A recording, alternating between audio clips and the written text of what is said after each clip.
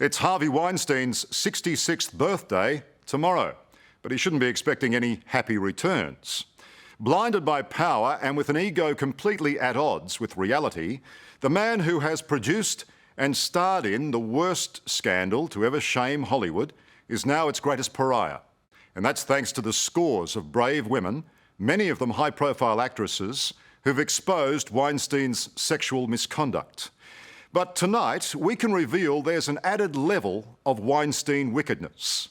To cover up his crimes, he had at his disposal a so-called army of spies. They collected sensitive and embarrassing information about his victims, which he then used against them to shut them up. Among Weinstein's trusted allies was Australian Dylan Howard, who a few days ago went to court to try to stop his part in this story being broadcast. As you'll see, he failed. If I say to you, Harvey Weinstein, that name, those two words, what do you think of? I contract. Even just seeing his face in the news. A repulsive contraction. Yeah, and fear, and just, it's hard to describe, but it's like just a shutdown. The arrogance of Harvey Weinstein knew no limits. Put simply, the predator thought he could do whatever he wanted to women like Jasmine Loeb. 12 years ago, he pretended to be her friend and promised to make her acting dreams come true. Today, he's the monster inside them. This wasn't the friend or the mentor that I had known. I felt terrified, and all I could think is, I want my parents. What's extraordinary are the numbers. So far, more than 100 women, just like Jasmine, have come forward with similar claims. He pulled his thing out. He was rubbing my breast and had me gripped very tight, and I was trying to resist. Sexual harassment, assault, and in some cases, even rape against Weinstein. I said, I can't believe you're doing this to me. You're undermining me in a way that is so painful. It's stunning and discombobulating because this person has been acting like a mentor, making you feel like you're fabulous. And all of a sudden, there's a dick in your face, literally. This is the inside story of how Harvey Weinstein kept shocking allegations of sexual abuse against him from being made public. False identities, the most elaborate kind of human intelligence work in the world. How he used undercover operatives to gather information. Weinstein must have been incredibly desperate. Yeah, companies call this a you bet the company case. You throw everything you have to try and fight however you can. In other words, you think you've got nothing to lose. Or you have everything to lose. And, g'day, Dylan Howard. How the actions of an Australian journalist working with the resources of one of America's largest media organisations helped keep Weinstein's predatory behaviour Hollywood's dirty little secret. Can we talk about the work that you've been doing for your friend Harvey Weinstein?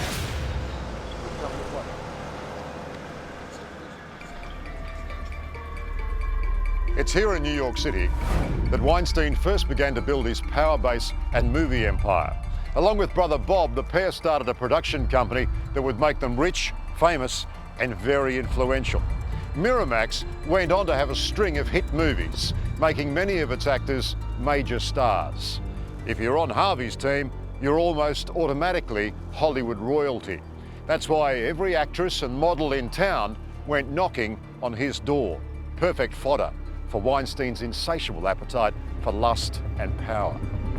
He was the gatekeeper. He was like the king of Hollywood, and everyone wanted to know him. But I could tell by the type of man he was that he was both larger than life and really smart and charming, but at the same time, he was scary. He was big, and he was a big force. Jasmine Loeb was 24 years old and a successful model when her world collided with Harvey Weinstein's. I met him socially. He knew you were an aspiring actress. Yes, absolutely. It seemed really legit, and then he also would send me scripts and really sort of groomed me, also as a friend. And I saw him as a mentor. Yeah. He was going to give you big roles and you were going to be made. Yes. You know, there was a flirtation that he was, but I was always telling him that I had a boyfriend, and I was very clear. And I think that's when he, at a certain point, he got angry about that. Well, you wouldn't exactly see him as a boyfriend, would you? I mean, have a look at him. Yeah, no, of course not. But the fact that he kept sort of, he would push that, and I would always be very firm.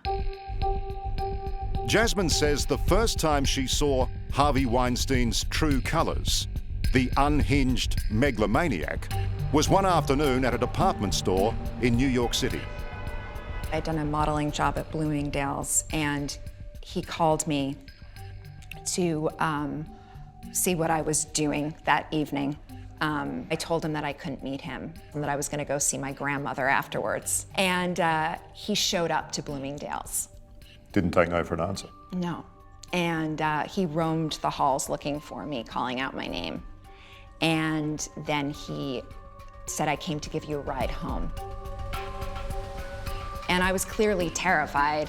And I went downtown with him in the car, and he grabbed my hand and I pulled my hand away. And at that point, he got really fed up and he said, "I want more than this. And, you know, I can't do a platonic relationship anymore." And so I said, "Then I can't be your friend anymore." And he said, "Do you know who I am? You can never speak to me again if we don't take this further." So what did you say? I said, "Well, then I guess we can't speak again." That's smart. But then I got depressed afterwards, and I felt like he could potentially hurt my career. That fear played on Jasmine, and so a month later, she did something she now regrets. She tried to make amends with the Hollywood producer at the 2006 Cannes Film Festival. I didn't want anything physical with him. I didn't want anything romantic with him. I just wanted to make everything okay. I called him.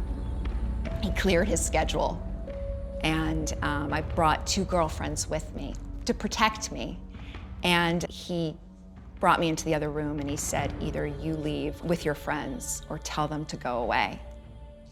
And I panicked and I told my friends to go away and that we were going to have lunch on his terrace. This is in his hotel room. Yes. I went there to make things right. And I soon realized that was the wrong decision. Because my instincts told me to get out. Jasmine had no way of predicting what Weinstein was capable of, but knew the situation was becoming dangerous. She tried to leave, but he had other ideas. I said, I have to go.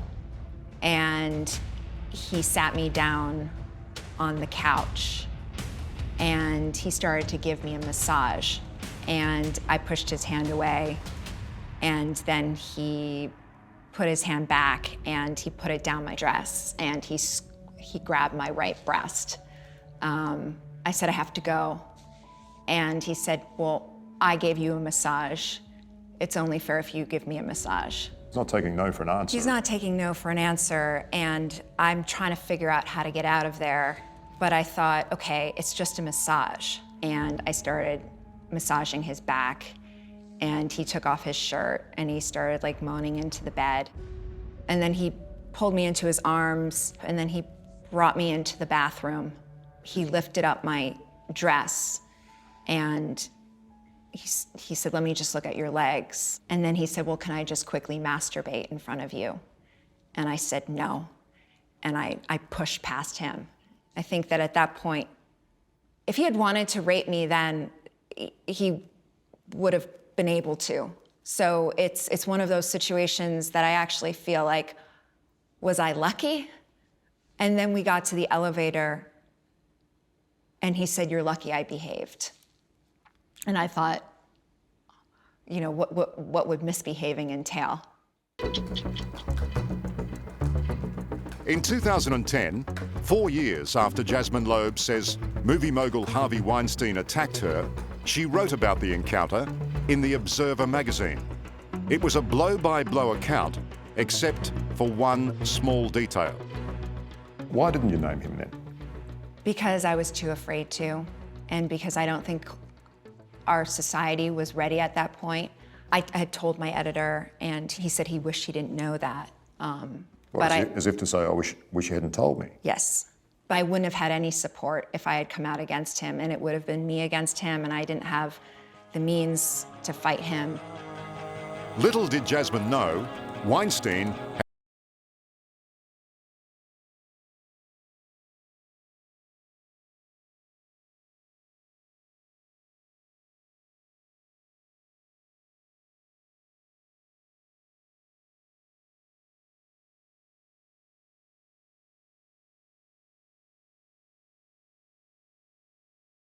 You won't let me kiss you or touch you or something. God, I don't know. Will you at least lift up your shirt and show me your tits? He turned me around whilst he unbuckled his trousers and exposed his penis and said to me, "Don't worry, I'm not gonna ask you to suck it." And he started to masturbate himself, and he forced my hand and used my hand to help him with the process until he ejaculated all over the bathroom floor. I thought, he's coming after me. You know in that moment that you may not make it. He just stepped over it as though nothing had happened. It was easy for Weinstein to pretend nothing had happened because for decades, nothing did. The women he chose were either too scared or too traumatised to go to the police. But in 2015, that all changed when a glamorous Italian model was invited here to Weinstein's Tribeca office for a meeting. Ambra Battilana Gutierrez says that after only a short time, Harvey asked her if her breasts were real, then proceeded to grope them, tried to put his hand up her skirt, and tried to kiss her. She quickly left and went straight to the police. Now, the NYPD Special Victims Unit was so convinced of Ambra's story, they set up a sting for the following night, putting a wire on Ambra to record Weinstein's response. I'm telling you right now. What do we have to do here? Nothing. I'm going to take a shower. You sit there and have a drink. I'm sorry, I cannot. No, yesterday was a kind of aggressive for me. I need to know a person to be touched. I won't do a thing. Ambra's secret recording was astonishing. There was no hint of embarrassment or apology from Weinstein. Come in now. When the guy comes with my Why jacket, yesterday you touched my breast? I'm used to that. Are you used to that? Yes, come in. It proved his behaviour from the previous day was not unusual. Come on, sit here, please. No, I don't want. I will never do another thing to you. 5 minutes. Don't ruin your friendship with me for 5 minutes, No, please. but I want to leave. Okay, goodbye. After I left the hotel, I was with the police. They were super happy and like saying, wow, now this person is completely finished. You saved a lot of women. For the first time, Harvey Weinstein's sordid behaviour was about to be uncovered. Movie mogul Harvey Weinstein's facing sexual assault allegations this morning. Police in New York confirmed they're investigating an accusation against Weinstein. But he wouldn't go down without a fight. Weinstein went into damage control and hired a very expensive corporate intelligence company called K2. Their brief was to find dirt on Ambra that could undermine her and her story. Harvey Weinstein came to K2 initially with a matter that they probably wouldn't take on if it was somebody else. Nobody likes to develop information on somebody who's accusing a client of sexual misconduct. But Harvey Weinstein being Harvey Weinstein, exceptions were made. The K2 operatives dug deep and found gold. It was embarrassing information about Ambra's past in Italy. And when Weinstein received it, he couldn't wait to start leaking it. The New York Post then went after the Italian model with the story, Secret Life of Harvey's Shy Accuser. The paper saying that she once filed a sexual assault suit against a 70-year-old, quote, sugar daddy. It lasted for like a week. Everything was about me being a blackmailer, me being a prostitute. They were asking me questions like, are those news real? Like, you were a prostitute? They were questioning me like I was a predator or something. Guys, I mean, I'm the victim. Weinstein's muckraking worked. The New York District Attorney suddenly got nervous about proceeding with the case and decided Amber's past legal issues made her a problematic witness. Why yesterday you touched my breast? I'm used to that. The DA also now found the secret recording of Weinstein did not prove any criminal intent. There would be no charges laid. He seemed really powerful, and he was, and he did everything in his power to keep that. And it's really terrifying how it happened, and that people let it happen, and that people were trying to cover up this massive, well, I was about to say secret, but it wasn't a secret. For decades, Harvey Weinstein had successfully evaded being named as a sexual predator. But in 2015, he had come close to being publicly outed when Italian model Ambra Battilana Gutierrez went to the police after being attacked in Weinstein's New York office. The NYPD needed proof, though, and so a very brave Ambra, wearing a recording device, went back into Weinstein's lair and secretly recorded this confession. I will never do another thing to you. 5 minutes. Don't ruin your friendship with me for 5 minutes. Despite this evidence, the district attorney did not press charges. But Amber's case appears to be the tipping point in this whole sordid story.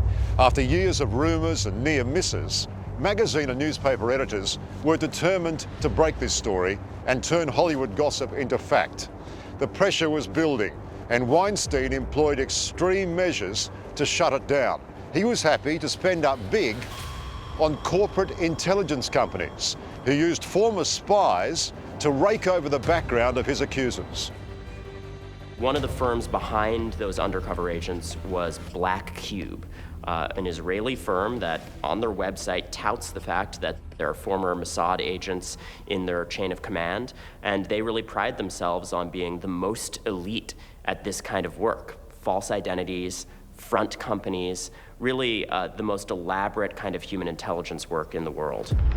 While agents from the highly secretive intelligence firm, Black Cube, were busy trying to stop negative stories about Weinstein being published, Ronan Farrow from the New Yorker magazine was following their trail.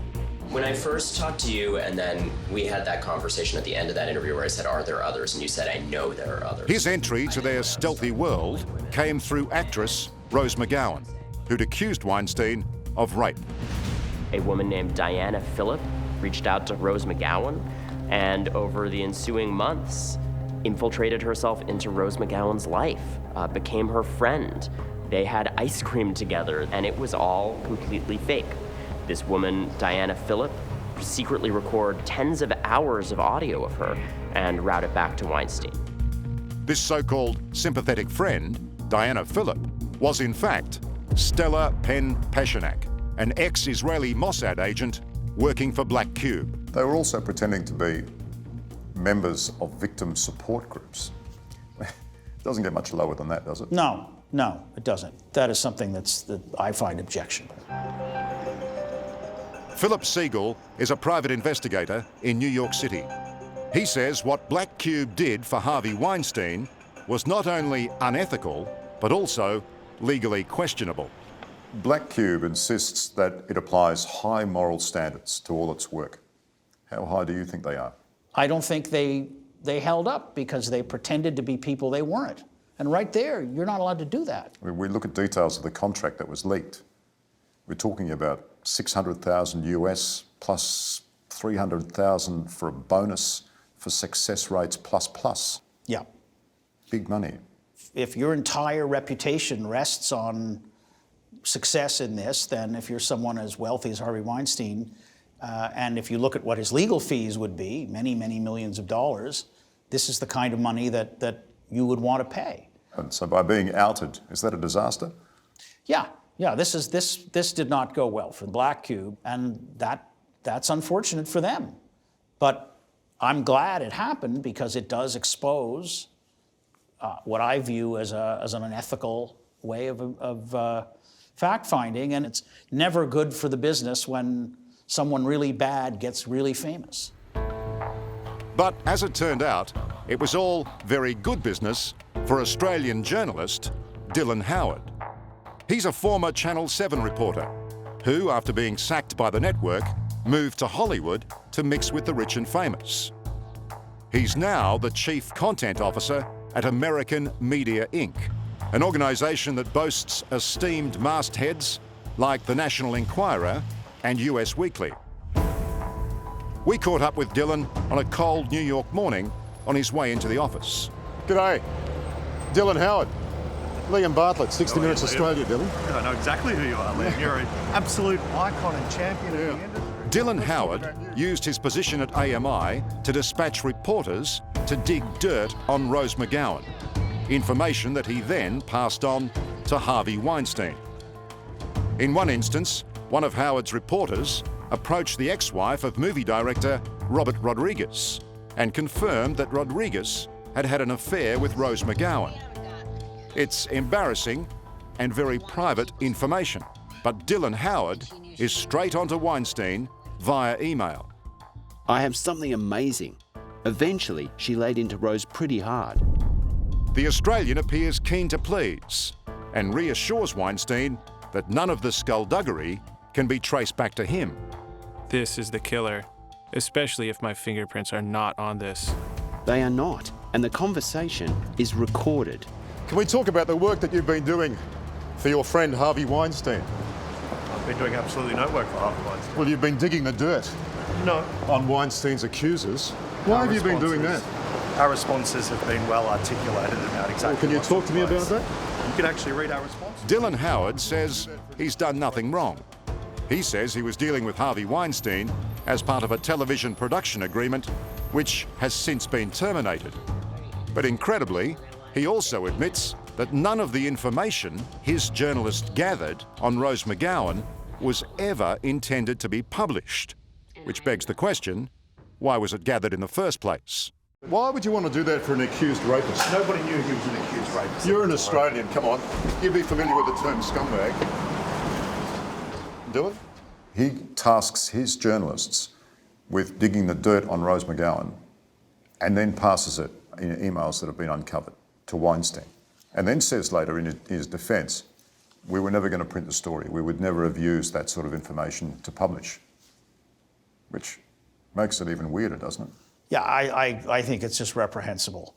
Now, I not only can't support that, but it goes against everything that we want out of our journalists. Safe to say it's a hard action for Dylan Howard to defend.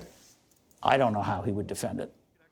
Ironically, Dylan Howard has faced his own sexual harassment allegations by women in 2 separate companies he's worked for, including American Media Inc. You've had problems yourself with sexual harassment allegations, haven't you?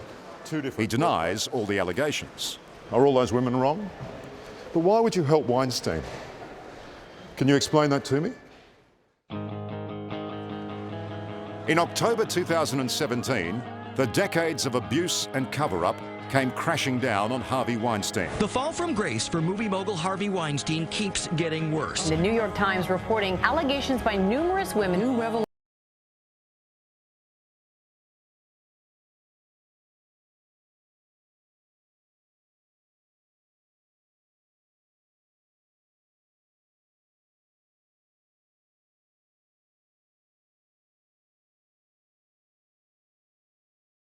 He's hopeful for a comeback. I gotta get help, guys. You know what? We all make mistakes. Second chance, I hope, okay? That's if he manages to avoid prison. Weinstein's statement says that you have a wild imagination. Yes. Essentially, they're saying you're a fiction writer. What do you expect?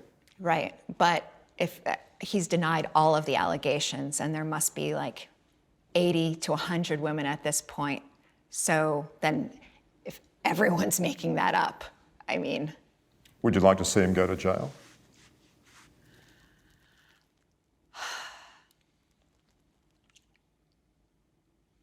I think I would. The whole thing is really sad. But what he did was so wrong to so many women. I'm still afraid of him. Do you think he's finished?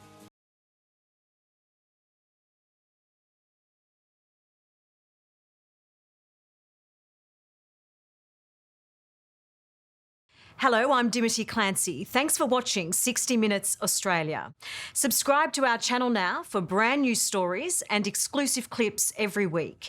And don't miss out on our extra minute segments and full episodes of 60 Minutes on 9now.com.au and the 9Now app.